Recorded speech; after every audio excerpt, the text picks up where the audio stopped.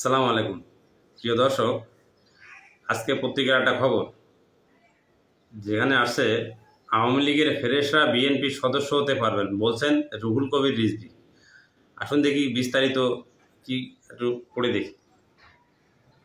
BNP senior যুগ্ম মহাসচিব রুহুল কবির রিজভী বলেছেন, যারা পূর্বে আওয়ামী লীগ করতেন কিন্তু দলটির দুর্নীতি অনিয়মের বিরুদ্ধে সরব ছিলেন, এলাকায় যারা সম্মানিত ফ্রেশ ছিলেন তারা বিএনপির সদস্য হতে পারবেন।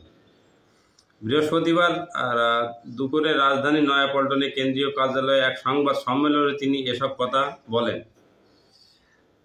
রিজভী বলেন, আগামী 15 মে থেকে 15 জুলাই বিএনপির সদস্য নবায়ন এবং দলের প্রাথমিক সদস্য সংগ্রহ অভিযান চলবে। স্বৈরাচার আমলে অনেকেই বিএনপির সদস্য হতে চেয়ে পারেননি। এখন সেই ভীতিকর পরিস্থিতি না থাকায় অনেকে সদস্য সংগ্রহ অভিযানে সাড়া দেবেন।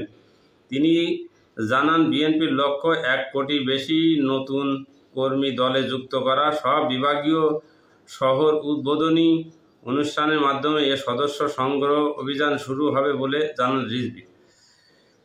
তার মানে হলো প্রকাশ্যে ঢাক ঢোল বাজিয়ে আওয়ামী লীগের পুনর্বাসন, বিএনপিতে পুনর্বাসন করা। খারাপ লাগবে অনেকেরই, এই কথা শুনতে অনেকেরই খারাপ লাগবে। বিএনপির বিরুদ্ধে বলছি, আমি বারবার বলে আসছি যে বিএনপির এই সিনিয়র নেতাগুলো বিএনপিকে ডোবাবে, কিন্তু এইসব কথাকে তো বলতে গেলে অনেকের কাছে খারাপ হয়ে যায় ভাই। আজকে আপনারা যারা বলছেন বিএনপির ক্লিন ইমেজ, একটা লোক আছে বিএনপির আওয়ামী লীগের ক্লিন ইমেজ সামনে এনে বলেন যে এই লোকটা ওই তৃণমূল পর্যায়ে হোক, আপনি বাঁচেন, বেছে ওইখান থেকে নিয়ে আসেন, আসে জাতির সামনে তুলে ধরেন যে আওয়ামী লীগের ক্লিন ইমেজ একটা লোক। তার কারণ আওয়ামী লীগ একটা ধর্ম, ওইখানে ধর্মই যেমন হরে রাম হরে কৃষ্ণ বলতে হবে, আওয়ামী লীগের ওইরাম জয় বাংলা জয় বঙ্গবন্ধু বলতেই হবে, তার কারণ ওই আদর্শেই তারা চলে। আজকে আপনারা বলছেন যে নতুন ভোটার কি মারা গেছে দেশে, আপনাকে আওয়ামী লীগ থেকে ভোটার আনতে হবে, এইগুলো বললেই আপনাদের আমরা খারাপ হয়ে যাই। বিএনপির এই কাজ করতে হবে কেন? বিএনপির কি ভোটের অভাব আছে? বিএনপি একটা কলা গাছ দাঁড় করায় দিলেও পাশ করে আসবে, সরাসরি পাশ করে আসবে, একটা কলা গাছ দাঁড়ায় দিলেও।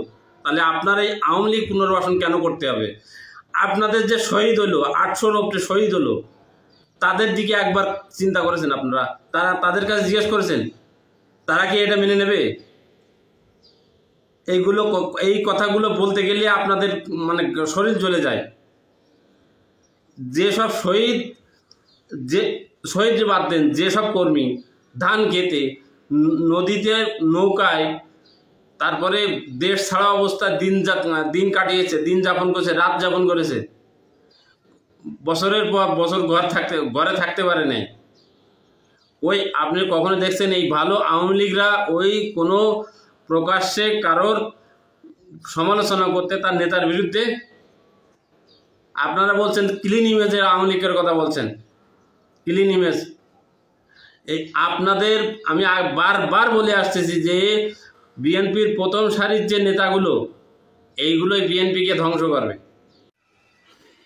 ক্লিন ইমেজ আওয়ামী লীগ মানে পরিচ্ছন্ন আওয়ামী লীগ। আপনি আপনার এলাকায় তৃণমূল পর্যায়ে আপনার এলাকার আপনি একটা আওয়ামী লীগ বেছে নিয়ে আসেন, এসে বলেন যে এই লোকটা ক্লিন আওয়ামী লীগ, আওয়ামী লীগের অন্যায়ের প্রতিবাদ করে গেছে, আওয়ামী লীগের অন্যায় কখনো সহ্য করেনি, এমন একটা ক্লিন আওয়ামী লীগের লোক নিয়ে এসে বলেন যে আওয়ামী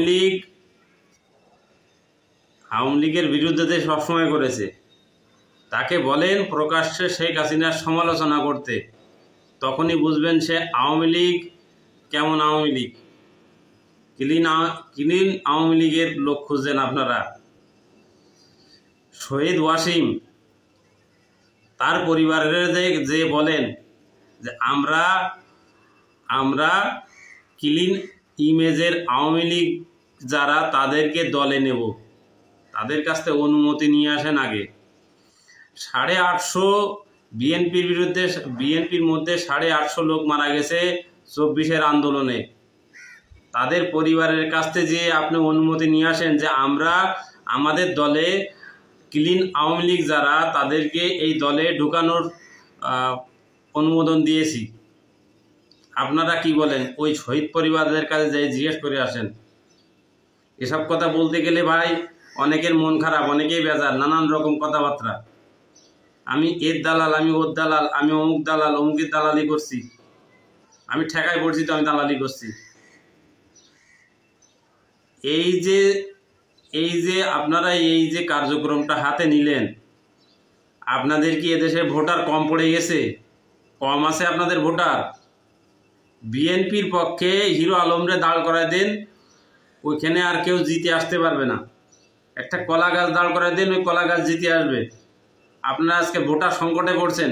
ভোটার, এদেশের মানুষ ভোট কোথায় দেবে ক্লিয়ার বোঝা যায়। আপনি যাই করেন বিএনপিকেই ভোট দেবে মানুষ। তা আপনাদের ক্লিন আওয়ামী লীগ আর চাই ভাই। দলকে ডুবাচ্ছেন আপনাদের এই যে আপনারা যে সিনিয়র যে নেতাগুলো, তারেক রহমান তার নিজের সিদ্ধান্ত নিতে পারছে না শুধু আপনাদের এই বেহুদা কর্মকাণ্ডের জন্যে।